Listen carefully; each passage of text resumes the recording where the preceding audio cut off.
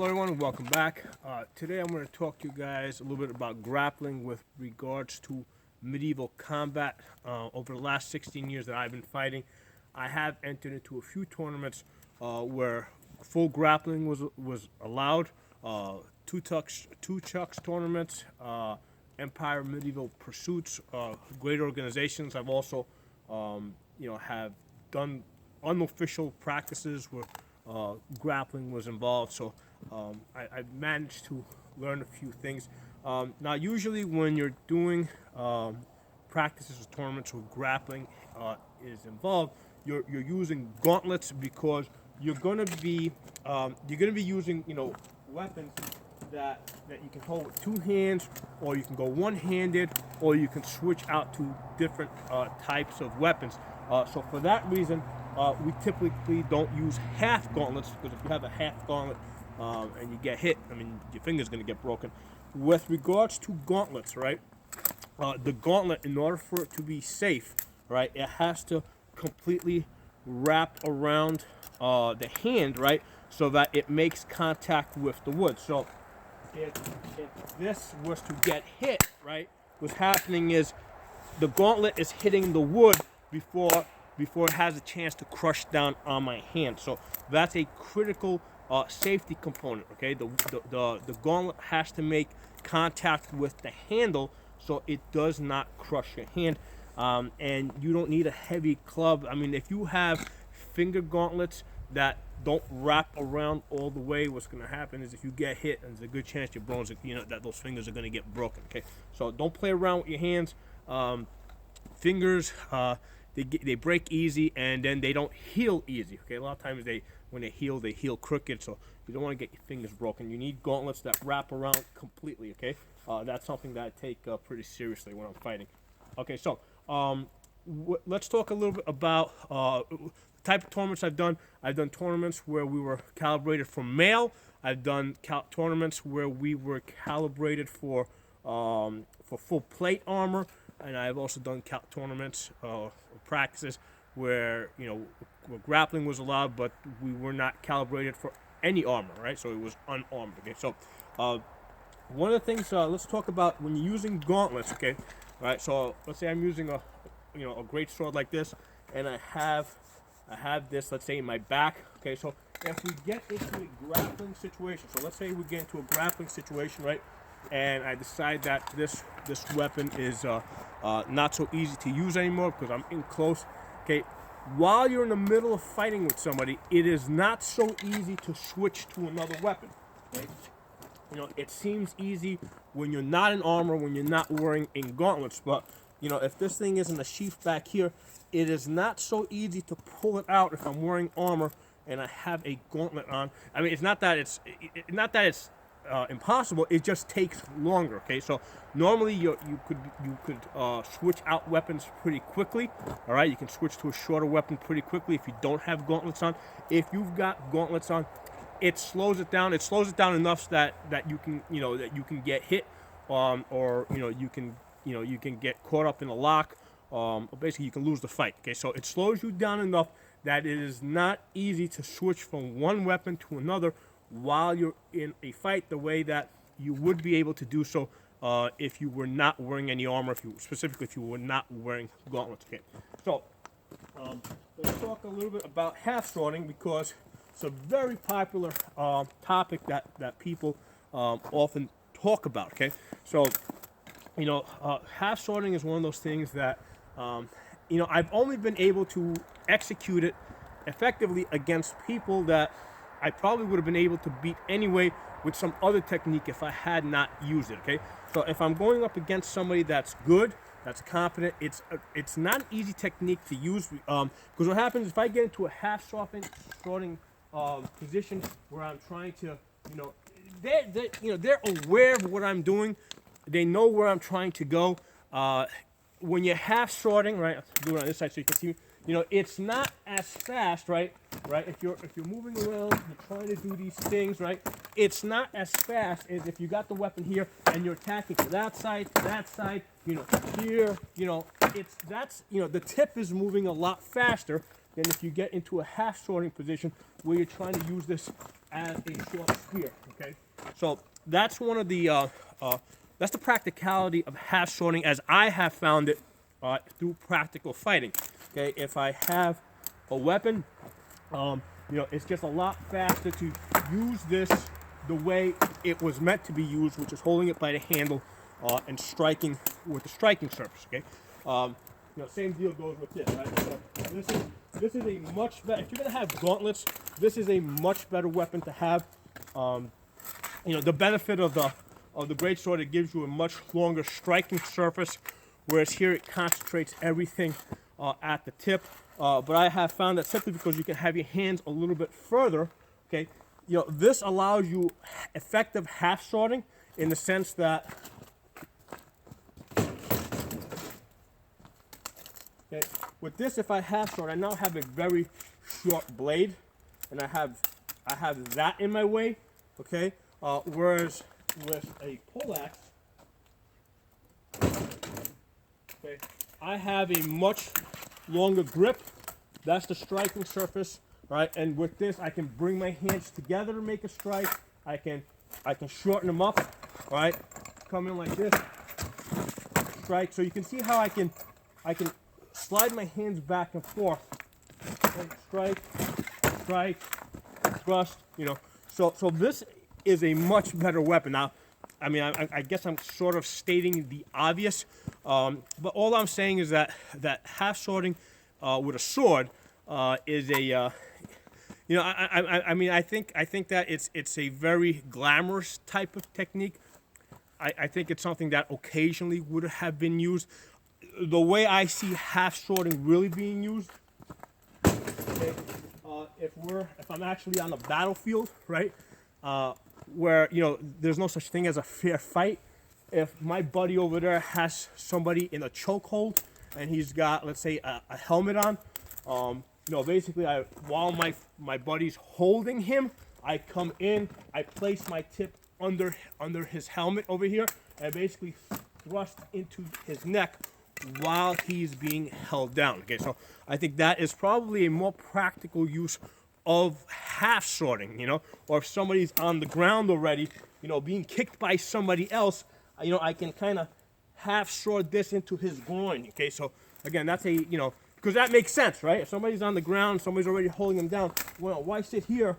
Why not actually use the leverage to maybe push his leg to the side, and get into the groin area, to an unarmored part. So I think that half swording is practical, but not in the way that I think that we think it was. Okay, those are my thoughts on half swording. Okay, now one of the things I want to talk to you guys about is the tournaments that I was actually in. Right, we allowed for punching, kicking, right, with the gauntlets, right. And obviously we had helmets on. So here's the thing. In order to, in one of the tournaments that I've done several times, you have to, in order to get a win, you have to hit somebody with the weapon, right? So let's say if you're using this, you had to actually hit them with the weapon or thrust them with the weapon. Okay. Now, in some occasions when I did the tournament, because we were calibrated for male, the rule was that you had to hit him 3 times. Okay. So basically, the first hit wasn't good enough. You had to get 3 hits on the body. I did other tournaments where you had to get, like, let's say, 2 or 3 hits in the same spot. So it was, let's say, 2 hits to the head or 2 hits to the leg. The idea there being that if you hit somebody at the same spot through male, you got a better chance of breaking that bone or getting the guy out of the fight that way. So I've done, over the years, I've done lots of different rules. They're always changing the rules up. But the point is that you can play around with the rules to try and make it as realistic as you think it should be. Okay, so if somebody's in male and you think that, hey, 1 strike with a sword is not going to hurt them, or maybe 3 strikes or 5 strikes or whatever. So you could change the rules as you need to make it realistic. If it has to be 3 strikes to the same area, that's fine. As far as the punching and kicking, yeah, we could punch and kick the person, but it did not count as a hit. All right, because if you're hitting somebody with a gauntlet, it's not the same as you hitting them with a mace, right? Or, yeah, it might hurt a little bit, but that's not a killing blow, okay? Now, sometimes the exception was to the face, right? If you had a helmet, right, like this,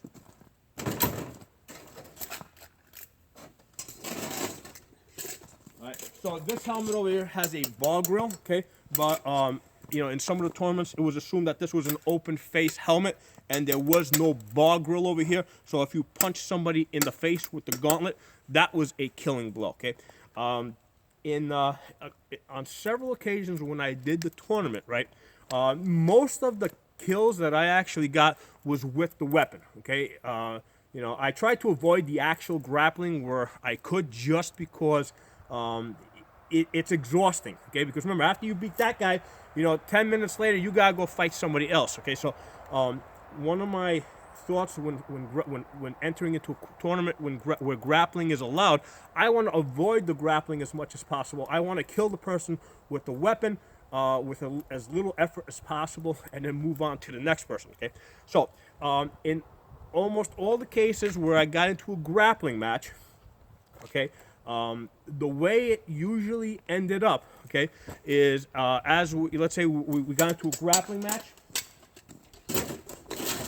What happens is, if you get into a grappling match, okay, the guy that's, let's say, obviously to grapple, one guy usually has to drop the weapon, okay? Well, what quickly happens is once you get your arms around somebody, they're gonna end up dropping their weapon as well, just to get their balance, to grab onto you. So what usually ends up happening is now we've got two guys without weapons rolling around the ground. Kind of like, it's basically, that's what they're doing. They're rolling around the ground. They end up not doing much, right? And I think in some of the tournaments, if you could push the person out of the ring, right, or out of the fighting area, that counted as a kill.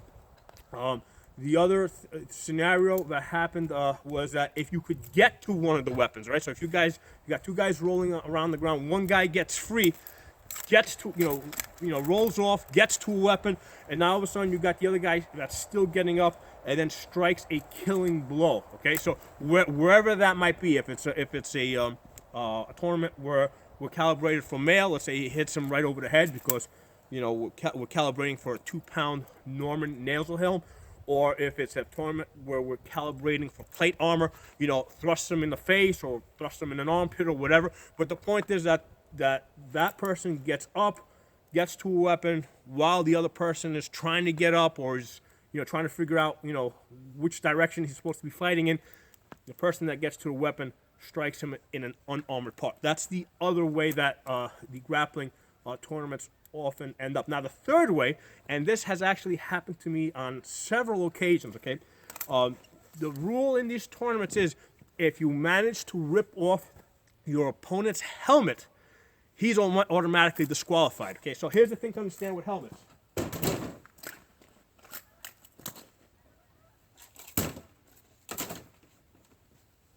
Okay, so with the helmets, the way they usually set up is, right, they have a chin strap, right? So you have this helmet, right, and there's a chin strap over here. Let me actually put this thing on so you guys can see it. So the way this helmet goes on, we undo this buckle. Normally I wear a coif inside of this, but for now this will suffice. So I can get my glasses off.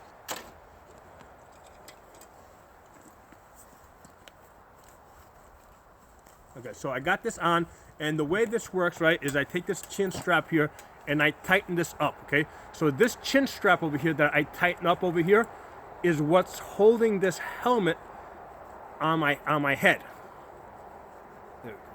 Okay? And then what happens is this comes around and it closes like that, okay? So here's the thing.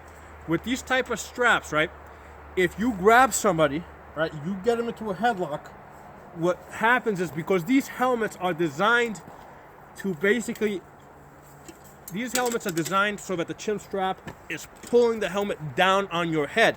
If you manage to get somebody in the headlock and roll this forward, right, this thing pops right off, because they're really not designed to stay on your head when somebody's got you in a headlock and is it's basically trying to tear the helmet off, especially if you're in this down position here.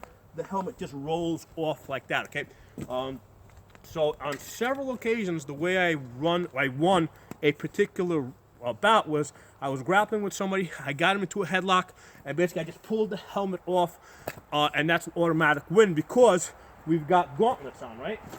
We've got these gauntlets, and once you get somebody's helmet on, the next strike to their head is a killing shot. So you don't need, or even if you don't have a gauntlet, with your elbows, right? If you got elbow cups or knee cup, knee armor, or whatever armor you're wearing, if you strike somebody to the head, once their helmet is off, basically you're going to knock him out of the fight. If you don't kill him, he's going to most likely be out of the fight. So those are the 3 ways I have seen people usually win bouts in tournaments where grappling is allowed. You either kill him with the weapon, the way that you're supposed to, right? Or in some cases, you push him out of the fighting area if that's a disqualifier. If you get into a grappling match where you both lose weapons, the person that manages to get loose or get away and get to the weapon and come back and and strike that person before they're able to get up, that's another way that people have won. And then the other way is if you rip the person's helmet off, and basically, like I said, once the helmet comes off, the next blow to the head with any part of your body that's armored is going to kill them. Okay. Now it's also worth mentioning in a lot of these tournaments, what happened was after a minute or two of 2 guys just rolling on the ground, they just basically stopped the fight, separated them, said pick up your weapons, just because it got boring, okay? Because what happens is a lot of times if you got just 2 guys rolling around the ground, it's just indecisive. No one's able to really get an advantage over the other. They're not able to get to their weapons. It just becomes and both of them are getting exhausted at an increasing rate, okay? So it just becomes a very boring fight. And remember, if this was a battlefield, other people would be, whichever side is winning, whichever side has extra men, they would be coming in to help you, okay? So that's not the case in the tournament. So a lot of times if you're just getting into a rolling match on the ground, it gets pretty boring, and they just separate the guys and say, okay, here are your weapons, start all over again, okay? So a couple of things for you guys to think about with regards to grappling in medieval combat. And what I'm going to do is I'm actually going to, in the comment section below, I'm going to put a link to a tournament that I did where grappling was allowed, and this was many years ago. The thing is, a lot of times when I go to these tournaments or these practices, I don't have somebody there to hold the camera for me, so it's difficult to record this. So this was one occasion where I had somebody there that was able to record and give me the video. And I'll make note in that tournament. I actually win one of the bouts by ripping off somebody's helmet. Okay, so I hope you guys enjoyed this video. I hope it was informative for you guys. If you're not a member of the channel, please subscribe. I'll see you guys next time.